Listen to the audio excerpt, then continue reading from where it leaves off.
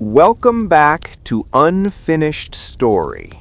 If you haven't watched part 1 of The Quiet Wait of Tomorrow, pause here and watch it first, because what follows is not a new beginning, but the consequence of what was already set in motion. In this chapter, silence is no longer protection. Memory becomes dangerous, and the truth is no longer something written, it is something carried. Stay with us, because Greyhaven's story is about to leave the village behind. The road south of Greyhaven had not been used in years. Not because it was dangerous, but because it led nowhere people wanted to remember. Rain had softened the dirt into dark ribbons of mud, and each step sank just enough to remind the traveler that this land resisted movement. Crows watched from broken fence posts, silent witnesses to a man who did not belong to this place, yet knew it too well. His name was Calen Thorne, and history would never record it correctly. Calen walked with the posture of someone trained to carry weight, armor once, now regret. His cloak bore no insignia. Whatever banners he had served had been burned long ago, along with the orders that came with them. He stopped at the ridge overlooking the valley. Greyhaven lay below, partially hidden by fog, unchanged in shape, but altered in spirit. Even from a distance, something felt wrong. Villages had a rhythm. Greyhaven's rhythm was broken. Calen rested his hand against the hilt of a sword he rarely used anymore. "Still standing," he murmured. "That's worse." Years earlier, Calen had stood in a different valley, watching fire consume homes under royal command. He had followed orders then. He had believed stability required sacrifice. He had been wrong. That realization had cost him rank, comrades, and eventually his name. To the crown, he was listed as missing. To those who survived him, he was something closer to a ghost. Greyhaven had been on his list, not to save, but to confirm. When rumors reached him of soldiers cataloging names, breaking bells, rewriting histories, he knew the pattern. He had helped design it once. The crown did not erase people with swords. It erased them with ink. Calen entered the village before sunset. He avoided the square, avoided the well, avoided the places soldiers gathered when they wanted to be seen. Instead, he watched from shadows, doorways, alleys, half-collapsed sheds. He counted uniforms. Too many. Not an occupation force, an extraction unit. That meant something was already decided. Near the records hall, he saw him, Elric Vale. Calen did not know his name yet, but he recognized the posture immediately. Not a soldier, not a peasant, a man who carried responsibility without authority. Those men were the most dangerous. Elric exited the hall calmly, nodding to a guard. Calen noticed the details others would miss, the slight tension in his shoulders, the way his eyes scanned reflections instead of faces. He knows, Calen thought. Knows enough to be afraid, and enough to act anyway. Calen did not approach Elric. Not yet. Second heroes never arrive loudly. They observe. They wait. They decide whether the story is worth entering. That night, Calen stayed in an abandoned barn at the edge of the marsh. From there, he could hear the bell's absence. Silence rang louder than metal ever had. He slept lightly, dreamed of ledgers turning into graves. By morning, Kaelin had decided. Greyhaven was not just another village. It was a test. If Elric Vale failed, the Crown would erase Greyhaven quietly. If Elric succeeded, the Crown would respond violently. Either way, someone would need to survive long enough to tell the truth. Kaelin Thorne had already lost his place in history. He could afford to lose it again. As the sun rose, soldiers gathered near the square.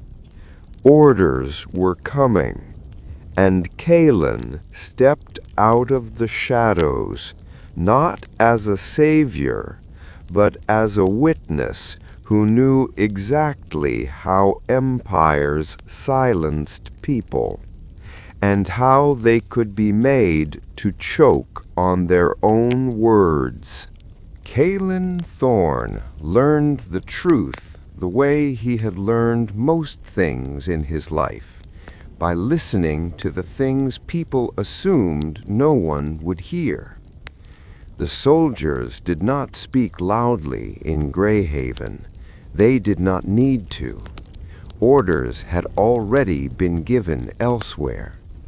From the shadow of a narrow alley, Kaelin watched Captain Rowan meet with two scribes near the records hall. Parchment was unrolled. Names were read, not aloud, but with fingers, traced line by line, as if each name were already a sentence. "These will be marked," one scribe said quietly. "And the rest?" Rowan asked. "Reassigned, relocated, forgotten." Forgotten. Kaelin felt the word land heavily in his chest. That was the final stage.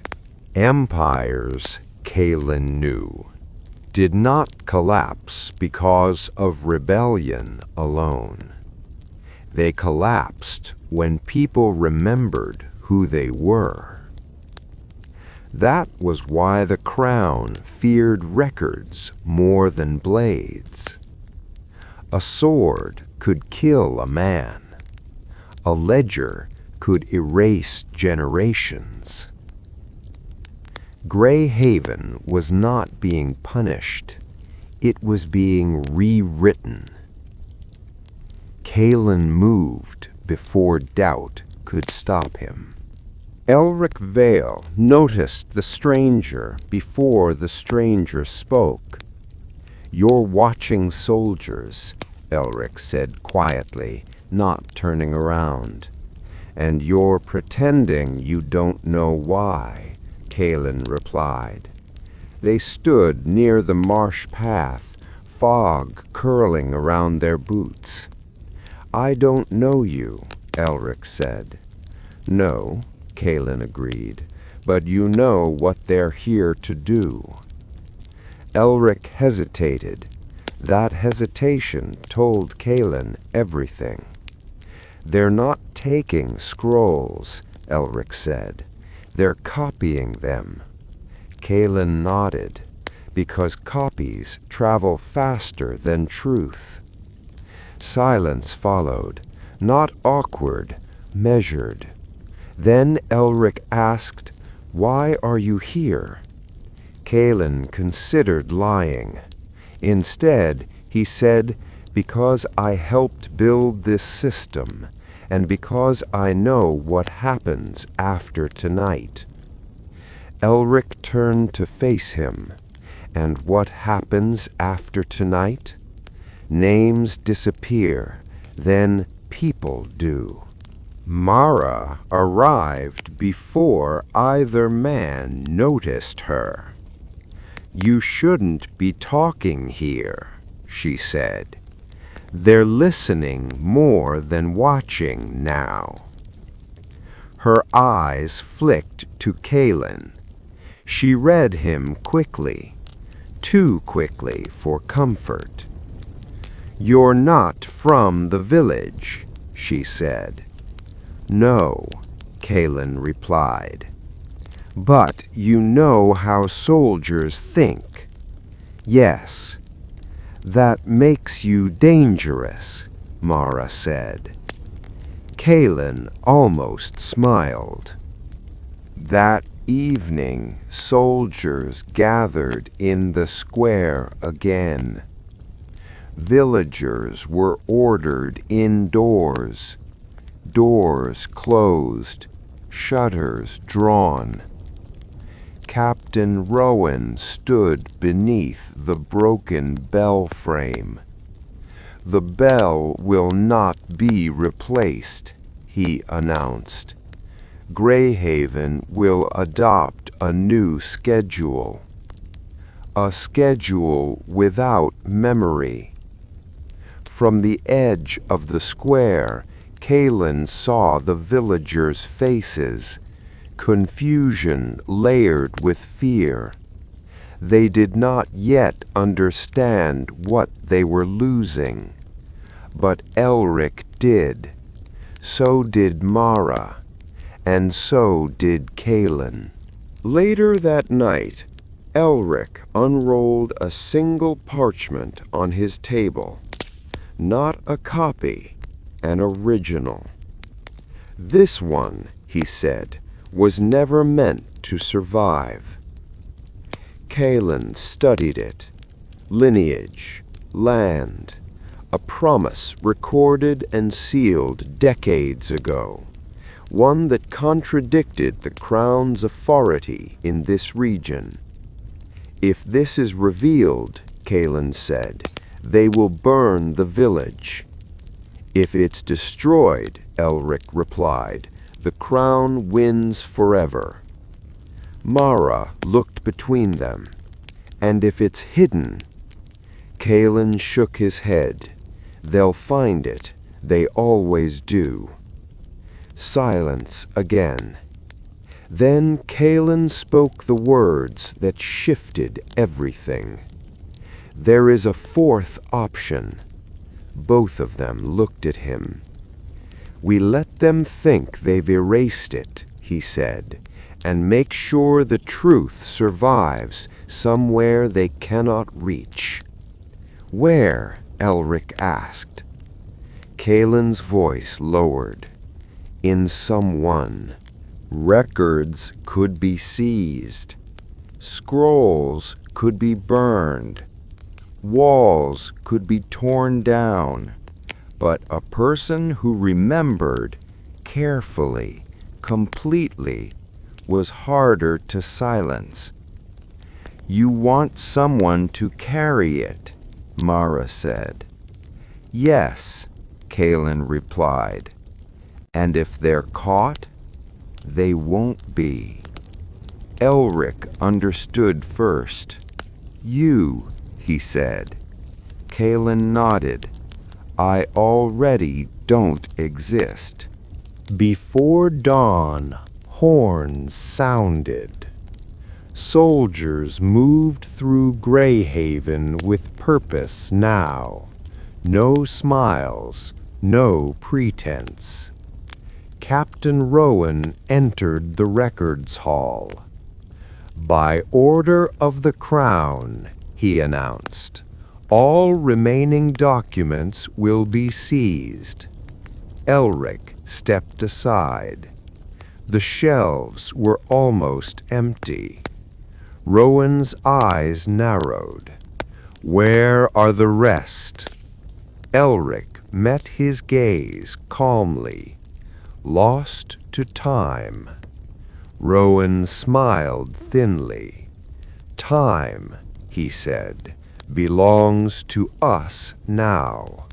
As soldiers tore through Greyhaven, Kalen slipped into the fog beyond the marsh, not carrying parchment, not carrying proof, but carrying something far more dangerous, a truth that could not be copied, a history that lived.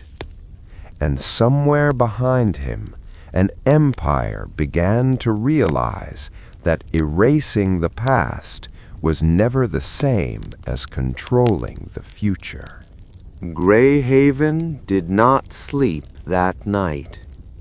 Even after the soldiers withdrew from the square, the village remained awake in the way animals stay alert after a storm, listening for echoes that might return.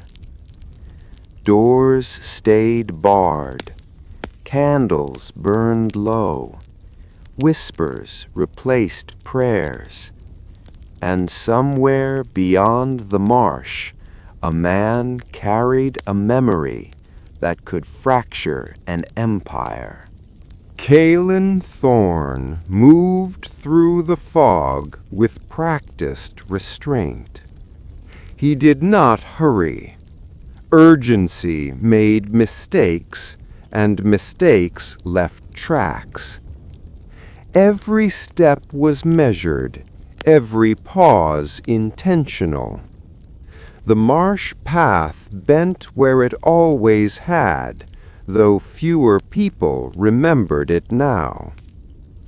He repeated the record in his mind, not as words, but as structure. Names in sequence, dates anchored to seasons, promises tied to witnesses. This was how truth survived, not as parchment, but as pattern. Kalen had once trained men to memorize battle formations the same way. Now he used the same discipline to preserve something far more dangerous, a legitimate claim, a broken vow, a future deliberately erased. At dawn, Captain Rowan returned to the square. This time, he brought chains. 3 villagers were dragged forward, not criminals, not rebels, but examples. A cooper, a midwife, a boy barely old enough to understand fear. "Elric Vale," Rowan called out, "you will answer for missing crown property." Elric stepped forward before anyone else could speak. "It was my responsibility," he said. Rowan studied him with something close to admiration. "You are very calm for a guilty man." "I am calm," Elric replied, "because I know what matters." Rowan smiled. "That," he said, "is exactly the problem." The villagers watched as the chains tightened. No blood was spilled, no executions carried out. The crown did not need martyrs, it needed obedience. "These people will be relocated," Rowan announced. "Their names removed from local record." Removed, not killed. Worse. Mara stood at the edge of the crowd, hands clenched so tightly her nails drew blood. She said nothing, because she understood now what speaking would cost. This was the punishment for memory. By nightfall, Greyhaven was quieter than ever. Elric sat alone in the records hall, shelves bare, walls scarred where scrolls once rested. The notch his father had carved still remained. If they ask for records, burn them. If they ask for names, remember none. Elric finally understood the second line. Memory was resistance. A knock came at the door. 2 taps, slow. A messenger from the southern road, one of Aldrin's people. He made it, the messenger said simply. Elric closed his eyes. Relief came, followed immediately by dread, because survival was only the first cost. Captain Rowan prepared his report by candlelight. Greyhaven pacified. Records secured. Irregularities resolved. He paused before sealing it. Something bothered him. The village was compliant, but not broken. The fear felt incomplete, as though something essential had slipped through the Crown's grasp. He added a final line. Recommend continued observation. It would not be enough. Days later, Kalen reached the coastal trade route. Ships came and went here, carrying grain, weapons, stories. Information moved faster than armies when it knew how to disguise itself. Kalen did not speak the truth outright. He seeded it. A name here, a contradiction there, a question planted in the mind of a clerk, a merchant, a monk. Truth spread best when people believed they discovered it themselves. Back in Greyhaven, Elric stood beside the broken bell frame. It would not be repaired. That was no longer the point. Villages rang bells to mark time. Greyhaven no longer trusted time to be honest. Mara joined him. They think it's over, she said. Elric shook his head. They think it's erased. He looked toward the marsh. But stories don't end when they're silenced, he continued. They end when no one remembers how they began. Far from Greyhaven, Kalen Thorne boarded a ship under a false name. Behind him lay a village rewritten. Ahead of him lay a world unprepared for what it had forgotten.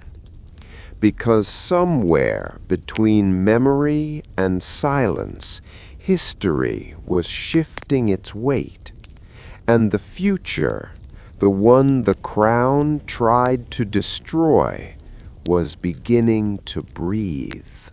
What you've seen today was not the end of Greyhaven's story. It was the moment the truth escaped the walls meant to contain it.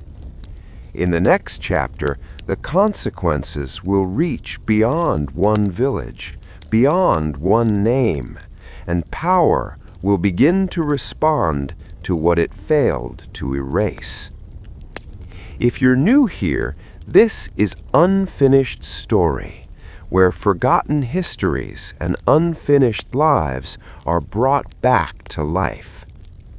Share your thoughts in the comments. Let us know what this story made you feel. And if you're joining us for the journey ahead, subscribe and stay with us. Because some stories don't end when history tries to bury them. They begin.